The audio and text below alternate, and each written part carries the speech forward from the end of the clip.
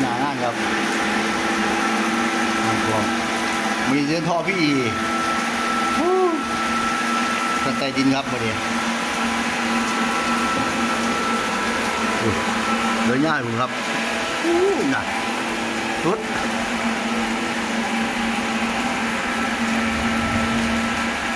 น้ำท่วมทางก่อน